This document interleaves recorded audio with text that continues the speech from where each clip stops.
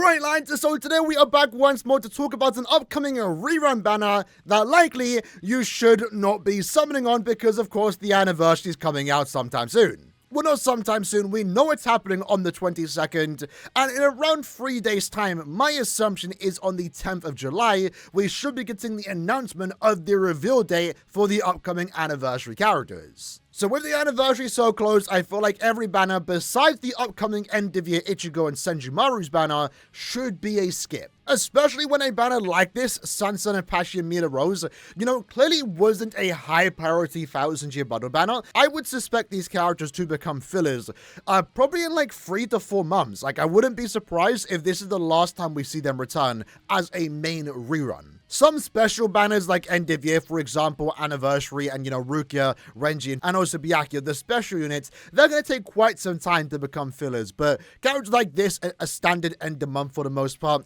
again, I could see become fillers relatively soon. So with that in mind, I feel like just regardless before even seeing the filler pool, you probably should be skipping, of course, unless you are massive fans of Sansan, Mila Rose, and also Apache. With that said though, when it comes to the filler pool itself, it's decent-ish, to say the least. I guess some standouts here would be Yumachika, Senjumaru, and also Kensei. But none of these characters are someone that's like, special that they are here as a filler. If you don't have these 3 named characters, Kensei, Yumachika, Senjumaru, you likely will get them eventually later on. Like, they're always going to be reoccurring as fillers in the future. The lower tier characters like Chojuro, Masaki, and also Candice, again, characters you're going to see quite often. So it's not really special that they're fillers here. Although I will give some praise to this Masaki. She's still actually a really good normal attack damage character, especially for Senkamon content, for any challenge that wants you to use 0 character links. So realistically, when it comes to this banner in terms of, everyone combined, I think the only real reason to summon on this banner is for the 3 returning characters, and even then, it's not like any of them, besides probably Mila Rose, are like must summons. And even then, when it comes to Mila Rose, we'll talk about it when we get to her, she might also not be that needed. So for example, let's have a look at Sansan. Right now, she's going to be a pretty good character for this week. She wants to be used, for example, in slot 2 of Limit Breaker, and she also right now is the go-to lead for the Melee Hollow Guild quest. Having said that, the Limit Breaker quest has been out for like 5 or so days. You likely have already gotten all the rewards if you've done it, and you probably didn't even need Sansan because a very easy replacement for Sansan is always going to be 9th Anniversary Grammy. And that goes for any future Limit Breaker quest. Whenever they want you to use Sansan, you're probably better off just using 9th Anniversary Grammy. When it comes to Guild Quest content, she's the best lead. There's no doubt about that. You can't at the very least take that away from her. But unless you are in like a super sweaty S-rank guild, you don't always need to have the best unit because there are normally alternatives that you can potentially clear the guild quest with regardless. For example, Mugetsu is still a decent lead. Obviously, Mugetsu isn't as good as Sansan. If you do have Sansan, it's going to be significantly easier because she has the benefit here of having Frenzy +3, more damage to enemies inflicted with a status omen, and that also does go for herself with paralysis. An increased status omen chance, 80% spiritual pressure boost with also paralysis. So when you do inflict the status omen, the enemies are going to stop in place and you don't have to worry about poised enemies hitting you and also your teammates. Speaking of teammates, she also does have an EX move that provides a barrier for herself and your teammates while also increasing the defense for 30 seconds. So if you do have this character or you summon her on this banner, let's say you do the 2 discounted steps, you're definitely going to use her and you're going to benefit from having her. But if you already know you have decent hollow killers right now, you can probably go without this character for the time being until maybe, let's say, 3 months from now, she becomes a filler for a new 1000-year bundle banner. An overall great unit, a character that you will use if you summon, but maybe not a character you need right now before again the anniversary. One character that you might feel like you need is though going to be Mila Rose. She's going to be the Brave Battle character of the banner, a Mind Quincy Swiper Killer unit, with also kind of a lot going for it, especially inside Brave Battles. So for example, she has Fly +3, a 50% bruiser, and the main thing about this character that makes her so overpowered in the game mode is the fact that she has persistence, so when she is defeated, she'll become invincible for 5 seconds, but she also does have Persistence Breaker. So that means any other character in the Brave Battle meta, so Orihime, Renji, Askin, for example, that have Persistence, she just goes through it. So with that in mind, naturally, regardless of how your team is built, your team is going to have the advantage if you have Mila Rose compared to the enemy team that doesn't have Mila Rose. Right now, with no debate, Mila Rose is the best Brave Battle character in the game. However, when it comes to Brave Souls, we know when to next expect a Brave Battle unit, and part 2 of the upcoming 10th anniversary, so July 31st, we will get a new Brave Battle character that will likely be better than Mila Rose. Having said that, that isn't going to invalidate this character's, existence. You're likely going to want to run both of these characters, and the best team will consist of Mila and that upcoming unit. But like always, any orb spent on this banner is less orb spent on the anniversary, and I would rather pull for that upcoming unit, even though we know nothing about that upcoming Brave Battle character, than pull for Mila Rose. Because what we likely can expect,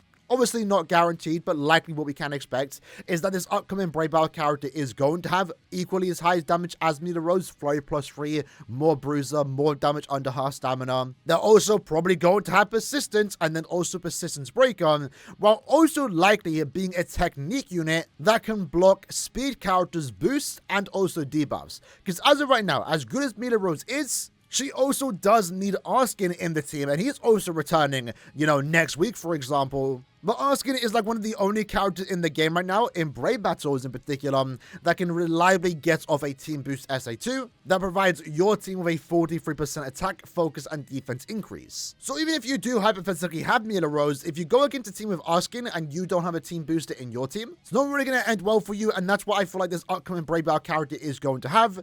They're going to have everything that Mila Rose has, while also being able to block boosts and debuffs from speed characters, making them more important to have on your team over a character like Mila Rose. But like I said already, you're probably going to want to use both characters, that upcoming Brave Battle unit, and also Mila Rose. But at the same time, it is also Brave Battles. You don't need to always be in the highest seats. You can reliably see around 3rd seat or 4th seat. But if you do like playing Brave Battles and you like pushing for higher leagues, Mila Rose is a character you probably want to have.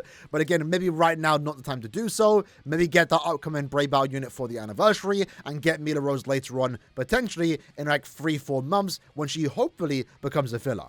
And then last but not least, we also have Apache. She's going to be a no attack damage character for the ranged no affiliation guild quests. Right now, when it comes to this guild quest phase, she is the best normal attack damage character, providing good damage output and also boosting your team stats. Quite a simple unit, does exactly what she needs to do. If you need more support in the ranged no affiliation guild quest, that's where you're going to want to use her. And with that in mind, you're also kind of getting some good characters here for the upcoming guild quest phases. So for example, this Kensei, right, is the main normal attack damage character. He's basically Apache for melee hollow guild quests. If you have Sunsun, you're likely going to want to have Kensei in the same team. Additionally, if you are in need of a ranged normal attack damage character for the ranged no affiliation guild quest, if you don't pull Apache, Masaki is in the banner and she fulfills the same role. Not as good because Masaki's like 4 years old at this point. Apache is the better unit, but Masaki does make for a decent replacement and a character that unironically I'm still using. As for the other characters, Yumachika is designed for the Melee Squad 0 guild quest. Unfortunately, by the time this character releases in this banner, the guild quest is already over, but I know people still use him alongside Rukia, for example. But if you have Mayuri, less reason to use a character like Yumachika. Senjumori is one of the best farmers in the speed attribute, a really good go-to farmer for links potions and also super links potions and also droplets. Whether you need that ultimately comes down to you. Jojuro is pretty much just a droplet farmer, also link shots too, but his main thing is droplet farming. And then Candice is basically just a character that you can resurrect to maybe get more orbs if she is a new unit. Now the banner itself is a normal format. Every 5 step, you're guaranteed a 5-star character, and with that every 5th step, you're going to get multiple discounts. 150 orbs, 200 orbs, for example. So ultimately, in my opinion, the main reason why you would likely want to skip this banner is because even though Sunsun and Apache are the best for the respective guild quest phases, you can probably go without them for the time being. Mila Rose definitely is the most impactful unit in this banner, but even then, in 3 weeks' time, we are going to get part 2 of the anniversary that will likely also feature a Brave Battle character that is better than Mila Rose, maybe even countering Mila Rose. And if you were only to ever have one Brave Battle unit, that our upcoming Brave Battle character, despite us not knowing anything about them, is going to be likely better than Mila Rose. But if you can get Mila Rose, let's say again on the 2 discounted steps, that's definitely worth doing. Your Brave Battle team will definitely benefit from it. While this one also isn't guaranteed, I think another reason to skip is the fact that these characters should become fillers in around 3 or so months. Like I said, they aren't any special units, just normal end of month characters. And let's be honest, not everyone's super excited for the TRES BESTIA, even though I personally do think they are cool. So you know Caleb are likely going to throw them into fillers as soon as possible. So I would say skip this banner, save for the upcoming anniversary, and just get them later on, maybe in an upcoming Core 3 banner. Because remember,